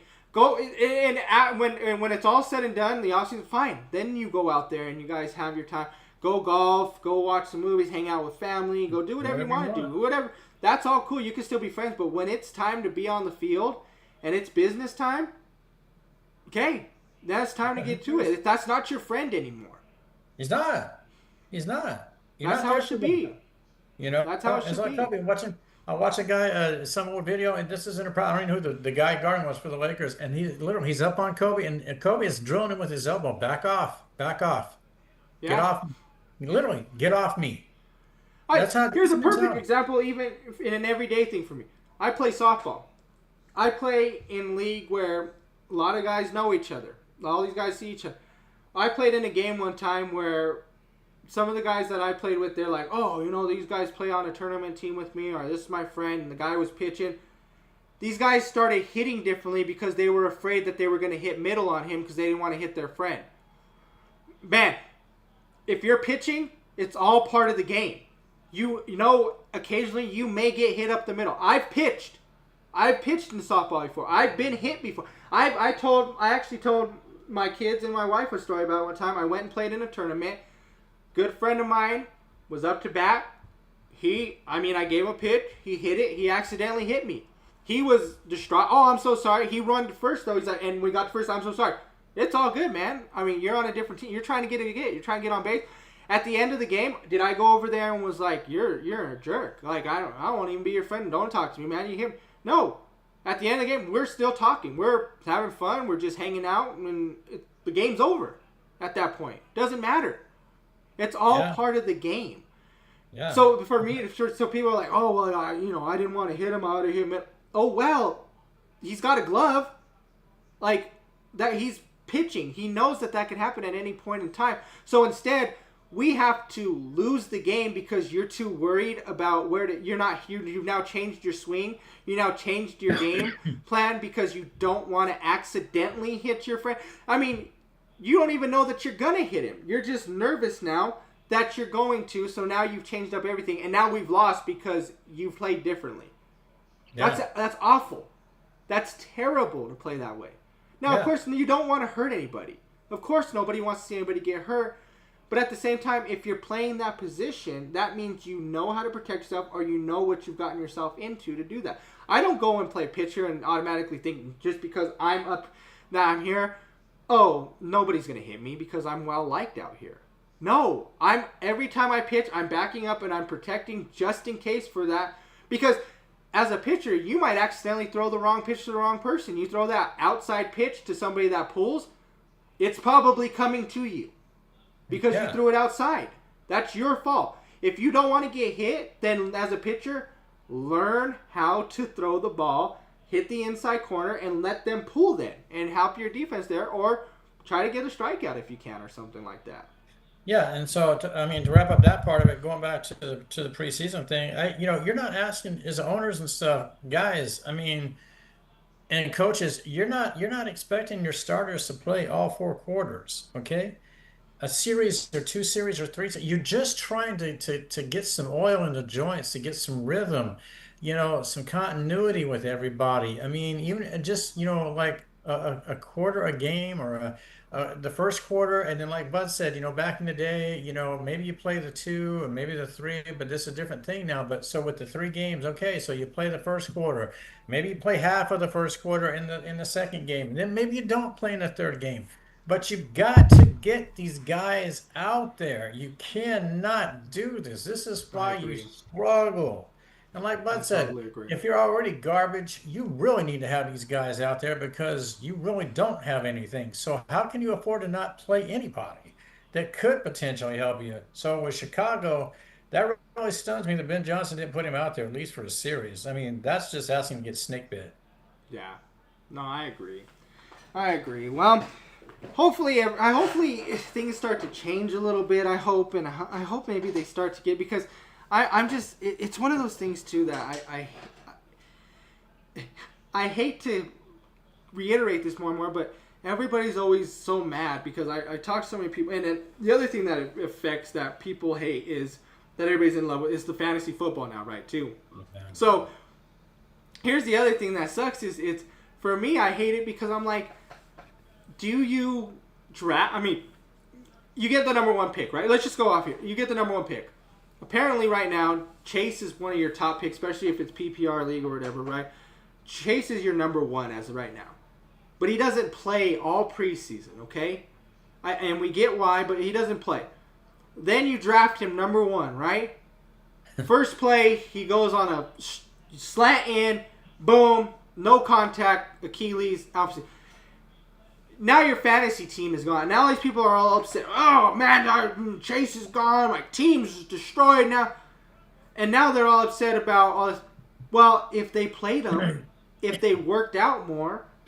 So now even when it comes to like even fantasy sport, me as a player, it's like, do I go for those top players anymore? Or is it there's always a chance now. Before it was like, there was, your first 4 picks, it was like slim to none that they're going to get hurt because they were actually working hard. They were getting better, working out, playing preseason. Now you're kind of worried, what do I take in the first? Do I actually go for the top tier, or what are the chances they're going to get hurt? Because now more than ever, all these top tier players are getting hurt. I'd like to see what the stats are for the last 5 years of how many top tier superstars have gotten hurt recently. I would say it's a lot higher than what it used to be compared to. And the thing is back then those guys contacted the preseason. Those guys were knocking people's heads off even in the preseasons back in the day. Don't you? And they still weren't getting hurt. Don't you ever? We talked about this. It's curious to me. I mean, we touched on this with like Caitlin Clark's injury and things like that too. But like I've talked about, and when they're in college, it just fascinates me that these draftees, regardless of the sport, sometimes basketball, football, sometimes baseball, but these top draft picks, they come into the leagues and suddenly they're injured in their first season, or they're injured in their second season, and they played 3-4 seasons in college if they stayed that long, no injuries, played every game, tournament or whatever playoff, whatever your thing is, and you go without injury basically. You come into the NFL or the NBA, and you're either hurt in preseason or this is the other reason. There's me personally, to answer that question, there's a lot that goes in it because. Here's one thing. It depends on where you came from, too. From what college. So, here's the other thing that... And people don't talk a lot about this. And maybe a lot of people don't know. But, let's just say... For the Ohio State, right? How many... Let's not even go there. I'm trying to think of what's a really good top-tier school that's maybe not in, a great conference, though. But they're always at the top. I mean, we could just say Ohio State. Let's just put. Yeah, but when you look at their schedule, right? You have maybe 2 games on the schedule that are against ranked players or ranked teams that are really good, and then the rest are subpar teams. You're playing Morehead State. You're playing Appalachian State. You got Coastal Carolina. So you're not playing top tier teams throughout the whole entire season. You see. In college football, you play, 12 weeks, 11 weeks, or whatever, and you see 2 teams throughout the year until you get to the playoffs that are top tier. And that's every year, every single year if you play 4 years, right? So you're not playing top tier. So most of the time, you're lucky if you play 3 quarters, because by the third quarter, you're already sitting out because you're up 56 to nothing. Okay? Yeah. Then you come to the NFL. You're a top tier pick. You go number 1, or you're top 10. Because you're on a team that sucks, they think, well, you're supposed to be the saving grace of this. We're not going to play you in the preseason. So now you've never played any competition in your college career other than a few games. Maybe if you won a national championship, you've played a few games there. Okay, cool. You don't play anything in preseason. Now when you go out there, you're playing against actual NFL seasoned vets that played this game, that are bigger, stronger, faster, hit harder, all this stuff. That's why you get injured. You take a hit over the middle. You don't know how to take that hit. Those cornerbacks, they're bumping you, or they're on you, so you got to make a quick cut. You got to try to make a move. Oh, no. Well, I haven't worked out. I'm injured now because I didn't go play in the preseason. I didn't work out hard in practice. And it's not just on the players. It goes on the coaching staff, the training staff. Hey, trainers need to stop stepping up and saying, hey, you know what? This guy really hasn't been working out a lot, or he hasn't been doing enough work. He's probably prone to pull something, maybe tear something. Step up and go to these coaches and say he needs to get on the field maybe a little more, or we need to see more practice reps on him. Why would a coach? I mean, if I'm a coach and I'm looking at, as a head coach, like I said earlier, you're looking over 75 players in preseason. That's hard to do, even with your other coach. If somebody comes up to me like a trainer or something, or a coordinator, and said, "Hey, you know what? You're right. Cool. I'm going to listen to you because I can't oversee all 75 the whole time." Now you're supposed to. Some of these coaches do. That's why they're great. That's why Belichick is so great. That's why, guys like I was gonna go Lombardi, but they don't do they weren't back then as many. But like Belichick, you got Tomlin, who's been good, throughout his career. Andy Reid's another because they do know all their players. They do know who's good. But sometimes these younger coaches, like maybe a Ben Johnson, who's first-year coach, you need your coordinators to help you out and step up and say, hey, I think this guy needs to rep a little bit more. Hey, he needs to play a little bit more. Or even a trainer to come to me and say, I'm watching this guy work. I'm watching his, strength and conditioning. It's not great. Maybe we need to, figure out what else to do. I'm going to look at him and say, thanks for the input. Yeah, let's go ahead and get him to work some more. Because I want them at the peak of their, playing ability right now. Yeah, because like you just said, bud, I mean, if as a coach, you can only do so much because there's other things as opposed to just watching the practice scrimmages and things like that. But that's where you rely on your OC, your DC, your special teams, these guys, linebackers, coaches, whatever it may be. You got to come up and say, hey, coach, look, I think really, like you just said, but this dude's going to have to, he needs more reps. Yeah. Because he's not quite in shape, whatever it may be. I don't care if it's this, like you said, the strength and conditioning coach.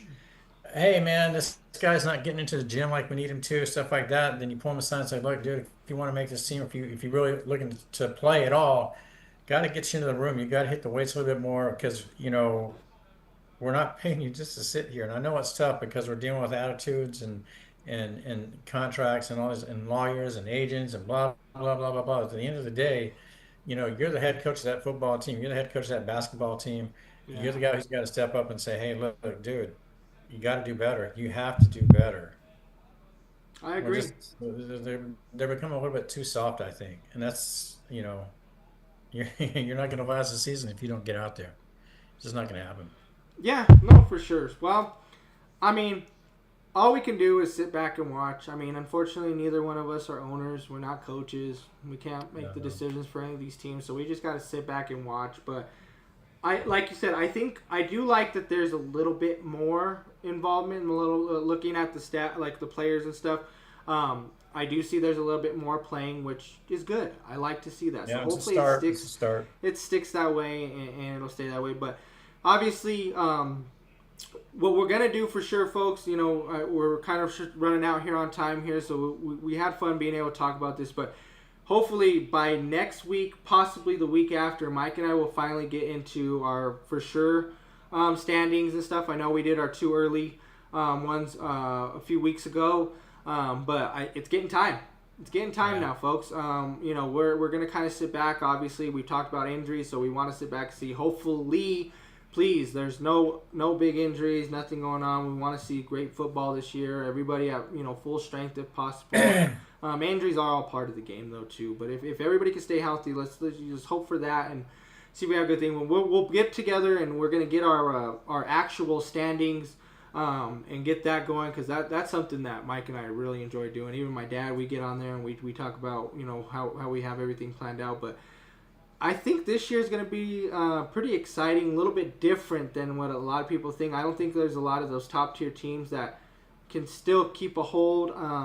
In my opinion, I think maybe the Eagles and Chiefs may be on the downfall. I could be wrong. They may make the moves to be better, but it all goes back to because they want to be better. They want to get better. They get to a point where their players actually become leaders. So we'll see, but Mike and I will talk about that maybe next week. If not, the week after, we'll probably definitely get into doing that. Other than that, guys, like I said, football is probably our biggest thing right now that we got going on. Baseball we definitely try to get into. We didn't get into much of it today, but we kind of, I know a lot of people don't like, even I know a lot of folks just don't get into regular season baseball. It's mostly postseason.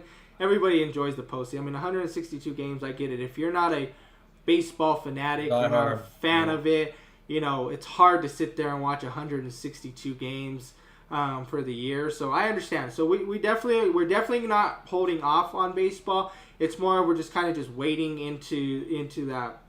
Getting into closer to the postseason. Definitely in the postseason round, we're going to definitely, digest more onto what we got onto that. But right now, we're going to kind of focus a little bit more on the football side of things, topics and stuff. But like I said, Mike and I will get together and figure out what's best, whether we do it next week or the week after for our actual standings. So hopefully, you guys too out there get them together and let us know in the chat what you guys got. Obviously, let us know who you guys rooting for. What rookies do you guys have maybe making a standout? Who's your maybe rookie of the year on the offensive side, defensive rookie of the year, all that together? Let us know who you guys are rooting for too. We definitely will take those into consideration because I know there's a lot out there. There's a lot of good rookies. We talked about a few, not just Shador, not Genty, and Hunter, but there's a lot of them out there that can make an impact this year. We didn't even get to talk about Cam Ward or anything like that yet. Has he played yet, Mike? Do you know? I thought he did. I don't think he played the Hall of Fame game. I do believe. I thought he played. He played they played the Bucks. Let's see. Did he play? I thought he did play. He was 5. Yeah. He was last 5 of 8 for 67. So that's good. That's good. So I mean, all those people that were talking about Shador this, Shador that. I mean, Cam still looked good himself too. So don't shy away from some of these other guys, please, folks. Like we talked about, we kind of digest a lot about social media. Don't let them take over on you. Focus on some of these other players too. Yeah, and like Bud says, folks, I mean, this is obviously the football is getting revved up. Baseball is starting to wind down, and like Anthony said, we'll touch on that as we get closer to the playoffs and everything. There's some interesting races that are starting to develop, and some surprise teams, I guess you could say a couple anyway. But also college football is getting ready to kick in. Is Arch Manning he's taking the reins at Texas, so there's a story there. And then he's not. What I hear right now is he's not coming out at the end of the season, per his grandpa Archie Manning. But who knows? We'll see. So, there's a lot going on with that in college and everything. So we get excited about those things too. But the NFL is the big thing. We love the NFL. Get excited for it, geared up for it, and just ready for it to get started. Let's get past this preseason and get to the real deal. For sure. Well, definitely, folks. So once again, thank you guys all for tuning in. We appreciate you guys. Don't forget to hit that like and subscribe button. It helps us out a lot more than you guys can imagine, for sure. It does. And real quick, as I always like to say, what you see, what you hear, graphics, any of those great things does not happen per episode, anytime, anywhere without the gentleman next to me. Anthony is the computer genius savant. So without his what he does behind the scenes and in front of the scenes, what you see doesn't happen. So as always, my compliments to Mr. Anthony Alvarez for all he does. I appreciate it. And once again, folks, have a great rest of your day. Have a good week, and stay safe out there, folks. Talk to you later, folks.